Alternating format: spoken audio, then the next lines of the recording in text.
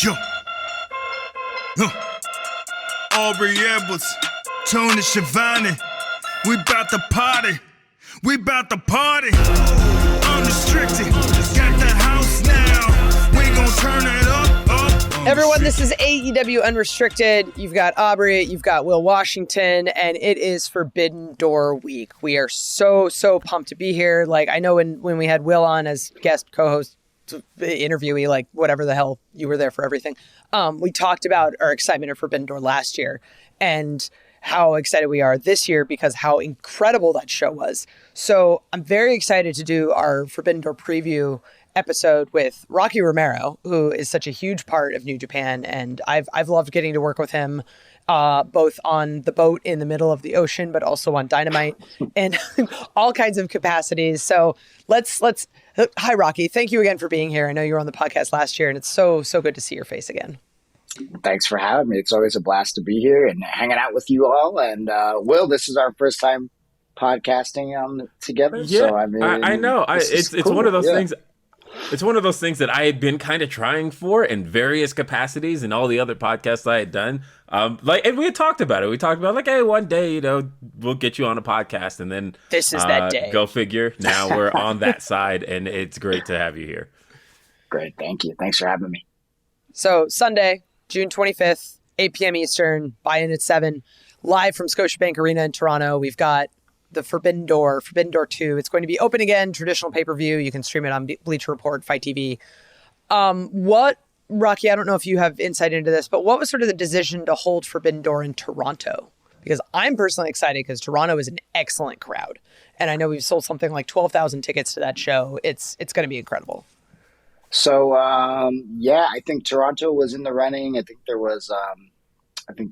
New Jersey was in the running, somewhere in New Jersey, and there's a couple of spots that were in the running, and it just seemed like Toronto was definitely going to be the best city. I mean, obviously, summertime in Toronto is like perfect, right? So it's a great destination spot because I feel like Forbidden Door needs to be in a destination spot, because there definitely is a lot of fly-ins from all across the world who come in, for this specific event every year. So second year in a row. So I think that was important when finally making the decision.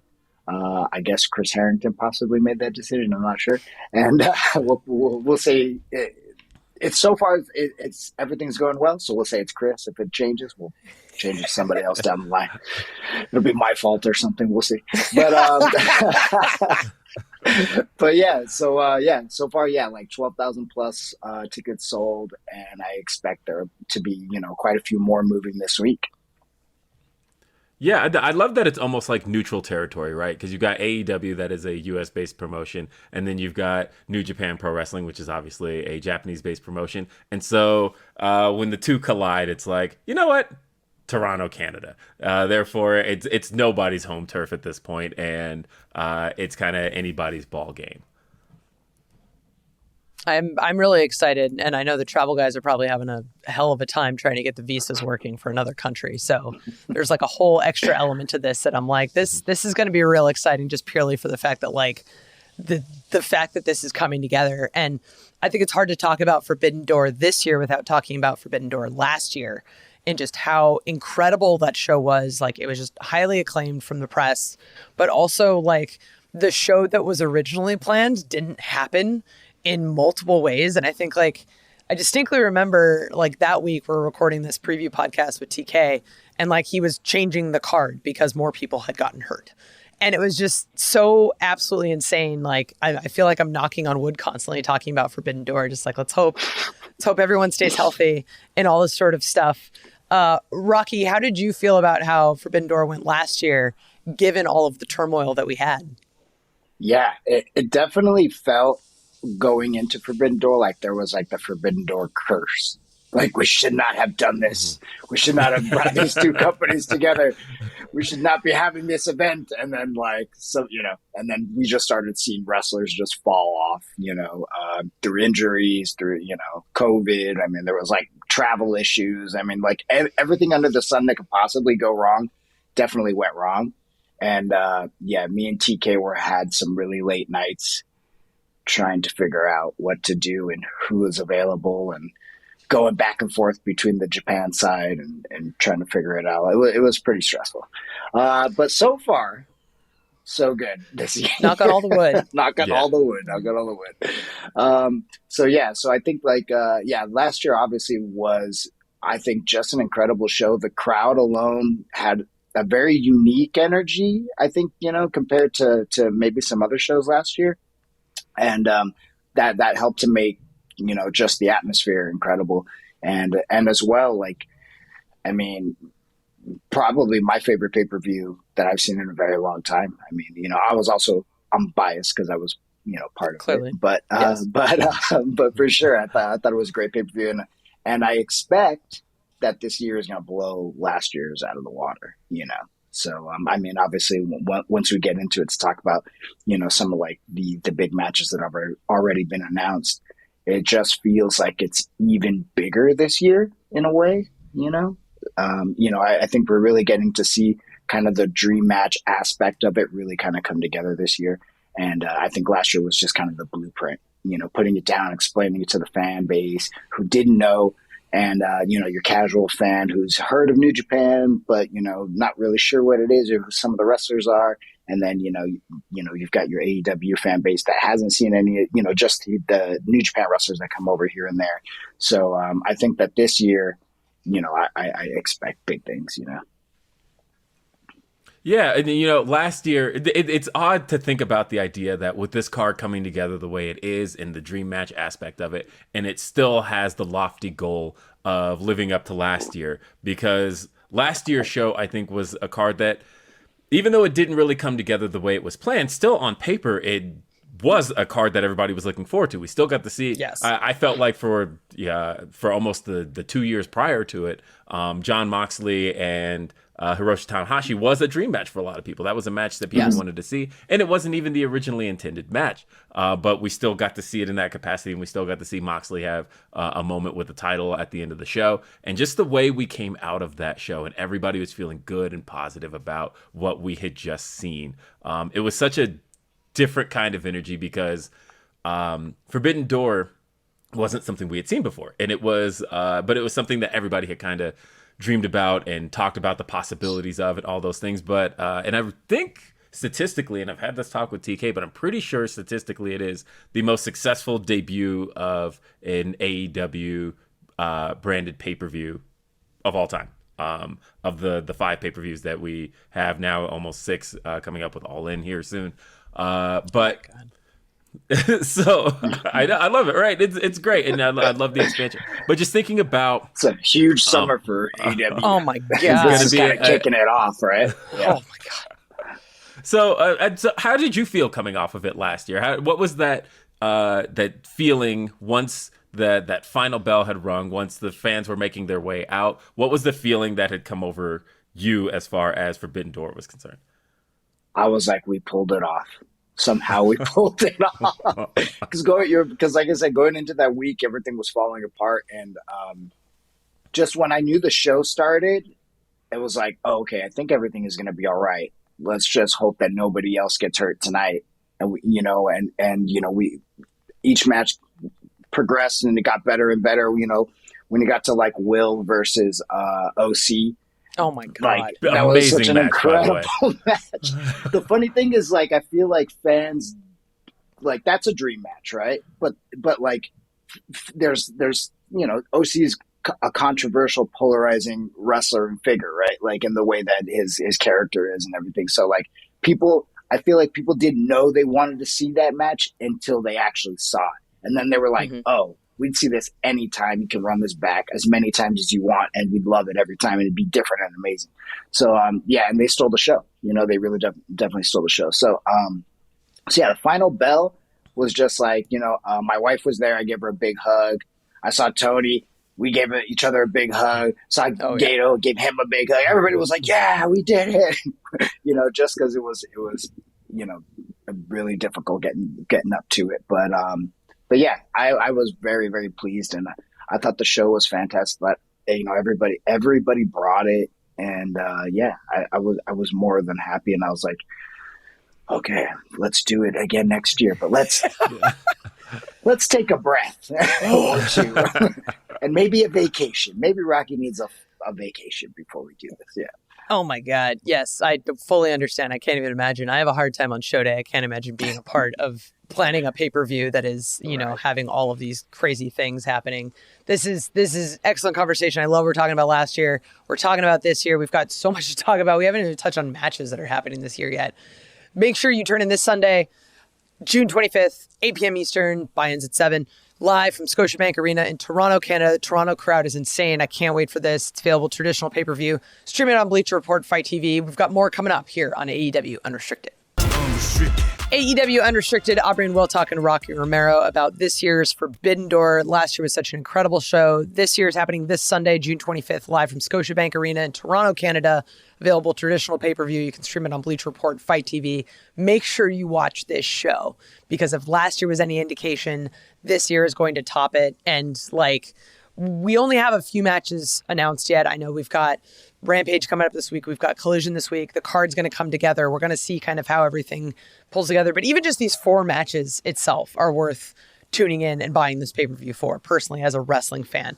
And I am probably most excited about Kenny Omega and Will Ospreay, because they had that epic banger. It was just insane. And I've mentioned this before, as soon as that bell rung, my opinion was, oh, they've got so much more left in the tank. There is so much more here. So, Rocky, how excited are you for this match? Extremely excited. I was there at Wrestle Kingdom and got to watch it live, and was like, it was one of those moments. The same thing happened to me when I watched Kenny versus Okada for the first time. It was just like, oh, we're watching something that's extremely special, that we made, something that broke that barrier. This is more than just a great, fantastic match. It's like that upper echelon of something historic and unique. And we get to experience it again, thank God. And Forbidden Door too. And I think that they're gonna blow the roof off the joint. I mean, literally, probably those two. I mean, they're two of the greatest wrestlers I've ever seen or been in the ring with. And their chemistry together is unreal. It's unreal. I don't even know how to describe it.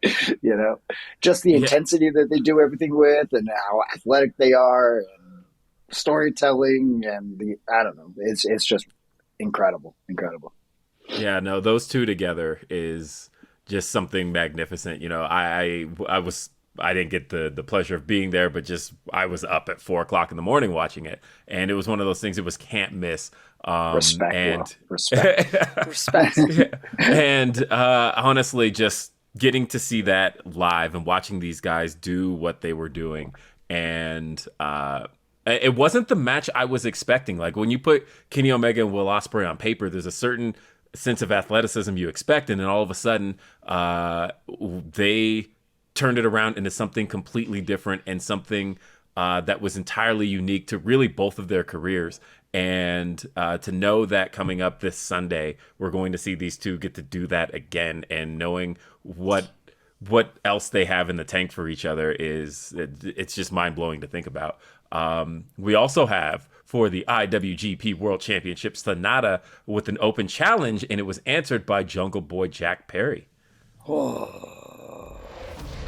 I'm excited about this one. Rocky, yes. What do you think? Yeah, I'm excited for it too. I think that I'm definitely curious to see how their styles mesh and match up. But I think this could be the Ospreay versus Orange Cassidy, the one that we don't see, that actually could potentially steal the show. That kind of dark horse. So I'm very excited about it. I think I'm happy that Sanada is one of the fresh talents that we got to bring over for, this year. He wasn't on the card last year, able to come this year.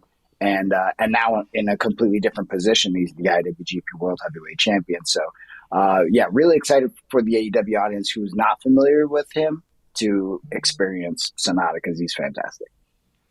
I think one of the things that AEW is really good at is, especially like outside of Forbidden Door, like when we have new talent come in on Dynamite, like the one that sticks out in my mind is El Hijo de Vikingo, where it's like no one know who this guy is, but like we basically say this person is very important to wrestling and you are going to love this. And I think the AEW audience trusts us when we do that, and it's great. And I admittedly I'm not as familiar with all the New Japan talent as I should be, but like anytime I see something announced, I'm like, I know this is a big deal as a wrestling fan.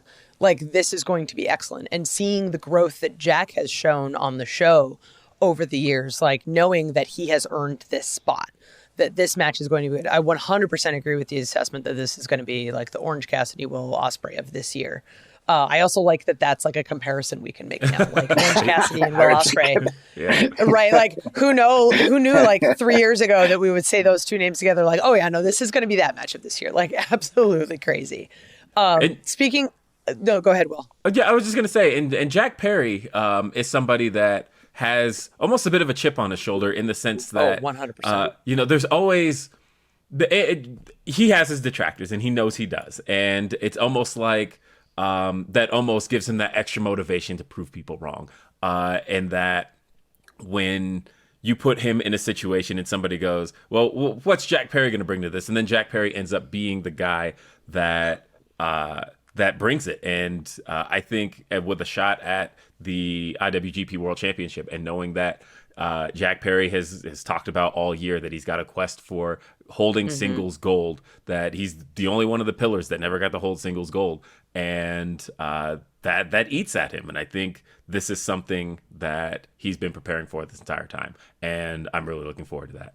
So Jack Perry, we can talk about him, pillars and whatnot. And obviously when we're talking about pillars, we have to talk about MJF and just the things that he has done for this company and who he's become, even though he's a huge asshole. Like he is so great. He's a generational talent and he's the AEW World Heavyweight Champion.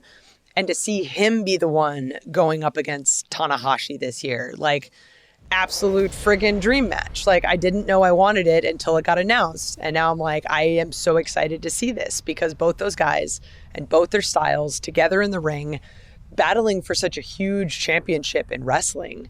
Rocky, tell me how excited you are for this. Yeah, as you were talking, the only thing I kept thinking about was the generational ace against the generational asshole. That's the only thing. I was like, oh, that's the tag. That's your soundbite. That's your soundbite. You know, no, I'm really excited about this match. Obviously, like Tanahashi, second year in a row, getting the opportunity to possibly win the AEW World Heavyweight Championship. And if anybody, I don't know, I think it would be cool if Tana won. You know, I'm hoping Tana wins. You know, and You're slightly biased, but yeah, I'm slightly biased. You know, but yeah, I don't know. I think it would be something that'd be interesting for MJF in MJF's history. You know, like that to not want this match, to kind of be forced into this match because he's the AEW champion. He needs to defend the belt. You know, in this situation, and here's Hiroshi Tanahashi calling him out, and MJF has not been kind to saying very nice things about New Japan Pro Wrestling at all. So, I mean, I'm also biased. I want Tanahashi to kick his ass, you know, and I want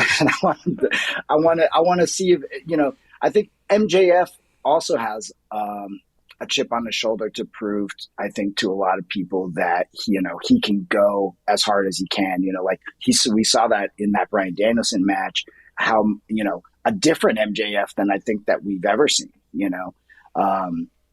and I feel like this match with Tanahashi is going to be that same kind of MJF. I feel that he's going to be extremely aggressive and he's going to maybe see some new things that we haven't really seen out of him. And he continues to surprise people and always bring something different each time he gets, these kind of huge opportunities. So, I'm extremely excited about it. And I mean, Tanahashi's the best of all time, in my opinion. I mean, if you talk about like a Japanese, talent, I mean, he's the guy who's been synonymous with New Japan for the last 20 years. He's the ace of the company, and he still is. And he's given his body and heart and soul, blood, sweat, and tears, to raise New Japan to where it is currently. And so, yeah, it's a cool matchup. It's a cool match for somebody who's such a detractor and somebody who talks a lot of shit on New Japan Pro Wrestling. To have Hiroshi Tanahashi step up and take him on is going to be cool. Yeah, and Max has talked about not wanting this match. He mentioned last week on Dynamite that I've no-showed Tony Khan bookings before. What would stop me from no-showing this one? But I feel like he has an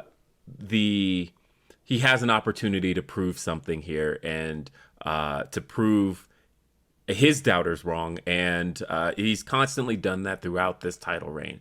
And I think he has a good opportunity to do that. And I'm hoping that Max comes through on this. I'm hoping that Max, for all the trash he's talked on New Japan Pro Wrestling, this is an opportunity for him to prove that if he is truly as above New Japan as he feels he is, this is a chance to prove it against the Ace. And Max, you have to do the match. You just have to. Just for all of us. All of us want this. You better show up. You better show up. I know you're an asshole, but do this one good thing in your life. Right. Yes. Oh, well, it's Forbidden Door, so maybe he won't show up, right? The door will open, and it's like, we're just waiting. Yeah. And then in a dream match that literally, if you said to me 5 years ago this was even possible, I would go, how? I don't see, you would have to paint multiple scenarios for me where it could possibly happen, and even still I'd go, no way. I don't see it. It's a match that has to live in my head. But here it is. Bryan Danielson, Kazuchika Okada, one-on-one. Talk about what a dream match we have here. This is I mean it. We're also giddy. We're like, yes, Danielson. Okada. I mean, I lost for words talking about this, because that's how we feel. I can't believe it. Honestly, I try not to use the term dream match loosely because I think that's a phrase that should really be reserved for the matches of our dreams. This is a match of our dreams. This is Bryan Danielson. This is Okada. These are two of the greatest talents in the history of professional wrestling that have never, not even in a slight capacity, come in physical contact, and these two are going to have a one-on-one match at Forbidden Door. Rocky Romero talked to us about what this match means for New Japan Pro Wrestling and wrestling in general. I mean, yeah, I think this is almost for me, for Okada, this is kind of like massive, because we've seen Okada have big moments with a lot of wrestlers, Kenny and Will, and, now we've seen a little bit with Mox, kind of rub shoulders with Mox here and there. But that kind of upper echelon, super famous wrestler that, is bigger than just the wrestling business. That's who I would love for Okada to kind of wrestle and see where he matches up in this whole thing, at the end of it, when it's all said and done. So going against Danielson is that, and I feel like they're both the wrestling that they've been doing in the last few years has been on such a higher level than everybody else. So it's okay, this is the perfect time that this needs to happen, and it needs to happen right now this year while they're both killing it. And I don't know. I just want to see it. I just wish it was Sunday and I was about to watch it. And I'm gonna go into the arena, I think, to watch this when it actually happens. I want to sit amongst the fans and feel the energy, because I think it's going to be something really special at the end of the day. I feel like whenever we see these crazy pay-per-view cards, and this one in particular, as you said, we're just literally getting giddy on this podcast. But I saw that get announced, and I love Bryan Danielson. He's my favorite wrestler in the world, but I'm I kind of don't want to ref that because I kind of just want to watch it because it's so great. And it right. You just know going into it. And especially because we didn't get to watch Bryan be a part of Forbidden Door last year, that like I feel like he's maybe coming into this with like a little bit more like he's got to make up for the fact that we didn't have him. And there's just so much more to it. This is going to be my match of the show. Like there's so many good things happening, and I know there's so many more good things to be announced still happening, but this is going to be the one that I think blows people away. I'm very excited. I'm very excited to tune in this Sunday, June 25th, 8:00 Eastern, live from Scotiabank in Toronto. I can't even get the words out because I'm so excited. Traditional pay-per-view, Bleacher Report, Fight TV. You need to be tuning in to Forbidden Door. It was an excellent pay-per-view this year. Last year. This year's going to be even crazier. We've got even more to talk about coming up and just how excited we are. Oh my God! AEW Unrestricted. I'm Will Washington. She's Aubrey Edwards. We're talking about Forbidden Door live, Scotiabank Arena this Sunday, 8 p.m. Eastern. It's going to be live on Traditional Pay-Per-View and Bleacher Report. But we've got a lot more to talk about right here on this show today. We're going to get back into Forbidden Door 22 a little bit. I kind of want to. Like, it was just so good, and I don't feel like we've given it, like, the flowers that it deserved.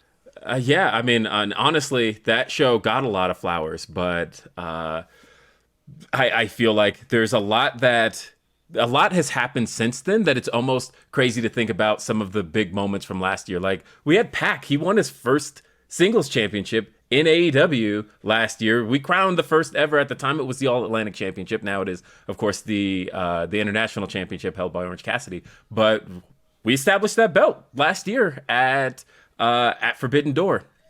And even still, you know, that match had some changes going into it because I don't think we were expecting Clark Connors. And then Clark Connors comes through, and I think shocked that audience in Chicago, who a lot of them weren't familiar with him, but by the time it was over, came away from that going, all right, I want to see more of Clark Connors. So, again, just last year, there were so many big moments and things that just outperformed the hype. What was your favorite moment from that show last year, Rocky? Favorite moment? Man, there was a lot. Mm-hmm. I really enjoyed that four-way. You know, that four-way was really awesome as well. Man, favorite moment? Honestly, favorite moment was probably ended up being Ospreay versus Orange Cassidy. I mean, I know we talked about it a lot already, but that was probably my favorite moment. And just kind of being a part of it, you know. Like we had the three-way for the IWGP and the was it Ring of Honor and what else? Yeah, that was it was a double title match, right? We had the three-way double title match. Trying to remember that. Yeah, I was a part of it. I forgot. A lot going on that day.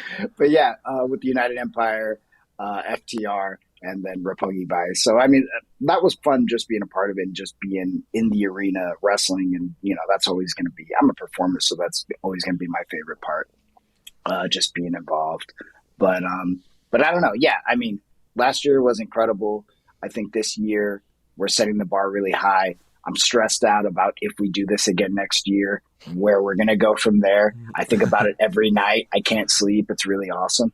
But yeah, that's kind of where I'm at. Yeah, I don't know how it happens, but every time we have a pay-per-view, it's just like, how can we possibly top this? And we still find a way. And I know that like both of you had mentioned, like the four-way was so cool. Like I kind of came up with Clark Connors. He's originally from the PNW and then came down to the dojo. So it was one of those, like, I got to work with him a lot when he was first starting, and to see like when he filled in because there was, you know, I think it was like a COVID situation or something. Like I don't remember why, but he kind of got slotted in last minute, and the internet going, who the hell is this guy? I'm like, oh, this is going to be great. And I feel like that match, like really, like those guys did such a great job elevating him. One of my other favorite moments was Claudio Castagnoli and the debut of him against Zack Sabre Jr. And knowing going into that, like, I think everyone wanted Zach and Bryan, and that was going to be great. And then Bryan got hurt. And I make a concerted effort to stay away from wrestling dirt sheets because I like being excited. And it wasn't until the moment that I saw him walk out from the back that I went, oh yeah, duh. Of course this is who it is. Like, it makes all the sense in the world. And to see Claudio thrive in AEW and just knowing his background, like with all the Chikara boys, like his history with all of them and him to finally be here, it was just like that. I think like seeing him and seeing his music pop, and then the crowd just like, oh, like it was, that was probably my favorite moment. I was genuinely excited. Like you mentioned the reunion with the Chikara boys, like literally as I was, the picture that Bryce posted of him getting to share that moment with Claudio, I took that picture and I sent it to Bryce because I just realized in this moment, I'm like, oh my God, it's Bryce and Claudio back together. This is incredible. This is a moment in itself. And if you weren't familiar enough with Chikara, you really don't understand the magnitude of seeing these two together again. So that was just a really cool thing to see these two get to share that moment last year. You know what was a cool moment too was I forgot about at the end of OC and Osprey, the Shibata moment. Shibata, yes! How did we forget about this? Put on. How did we forget about that? It was a great moment. Yeah. Oh my God, so good. No, honestly, a little anecdote from that show. I love this story, but. I have this thing. I love talking to strangers, especially strangers who aren't familiar with pro wrestling, because I love to get to pick their brain. But there was a security guard who was at ringside, and I was sat by him, and he had no idea what he was at. He just, he had to work the show. He was an employee of United Center, and he leans into me and he goes, "So, what is this show?" And I go, that's a hard question to unpack, sir. Right? Yeah. And he was like, because I'm seeing like Japanese signs everywhere, and he goes, "Is this like a touring thing?" And I'm like, "You're at the one and only, sir." And he goes, "Really? This?" He's like, "This is the one." I said, "This is the one. All these fans you're seeing around here have all come from different parts of the world to see this show here. You are at the one and only." And like. He goes, okay, and he pulls out his phone. He's like taking selfies over his shoulder because, he can't like turn around and watch the show. But he's like, right. I can see these fans are all passionate and emotional about something, and I have to know what it is. When Okada's music hit, I swear to you, there was this reaction. It was like Michael Jackson had walked in, right? It was like, it just felt like such a superstar was in the building. And he leans in and he goes, "This seems like a really big deal. Who is this?" And I turned to him and I was like, "This is Okada. He is a really, really big deal for New Japan Pro Wrestling." And he's like, "Well, I'm going to try and sneak a picture." And he's like trying to get a picture like over his shoulder of Okada. And it was so great. And I was so happy to watch that happen because it was like in real time, I was seeing somebody realize how big of a deal Forbidden Door is. And that was probably, being in that building, my favorite moment from that show, is just seeing it through somebody new's eyes and who wasn't familiar with AEW or New Japan Pro Wrestling, but walking away from it in the end going, I see how much this meant to these fans. I see how much that this means to the world. And it's a really cool thing. I'm kind of curious thinking about all of that and thinking that like, I remember when Forbidden Door last year was first announced, and I giggled at the name because it's like this thing that you would never think of as happening. Like these, like just even two promotions in wrestling working together, like two people at the highest, like AEW with New Japan. Like it's just crazy to even think of that this is even a possibility. So Rocky, I'm kind of curious, like how did this idea initially come about? So I think this is how it's happened. Now it's been a while. I think that I've told this story like 3 times, and I'm like, God, I hope this is how it happened because I think this is how it. But I think I sent Tony a message, and I was like, "What if we just did a pay-per-view together?" And initially, I was like, we could have some crossover matches. AEW can have some highlighted matches. New Japan can have some highlighted matches. But we bring, we do the event co-branded together. And he was like, the first thing you did was send me like 8 matches back or like something. It was like, he's already thought of. He already has in his notebook. I was like, well, all these sound amazing, like some of the matches I think stuck. Like, I think it was like, whoa, yeah. Well, they at least got announced like Punk and Tanahashi and like some other stuff that ended up being there. Yeah, but like, so I was like, okay, cool. So we talked about it a little bit more in the next like weeks following. And then it was like, oh, this is like starting to become a real idea. Talked to New Japan. They seemed up for it. And then I started talking to Chris Harrington about it. And then it just got realer and realer. And then the next thing I know is like, yeah, we're doing contracts. We're doing this whole thing. And it was like, oh, we're off to the races. Like this is happening, in a big way. So, and then like, which also opened up the door for other business, like no pun intended.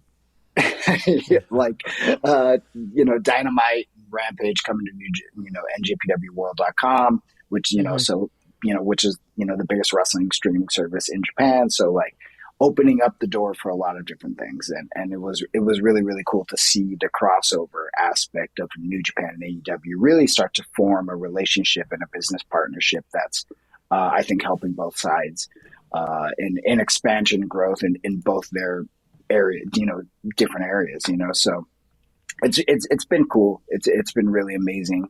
And it just started from one text, and Tony was into it, thank God. And I think that's how it went down. Don't quote me. We're going to say that's what it is. And I mean, the moment Chris Harrington gets involved, it's like, okay, this is actually happening. This is what's going down.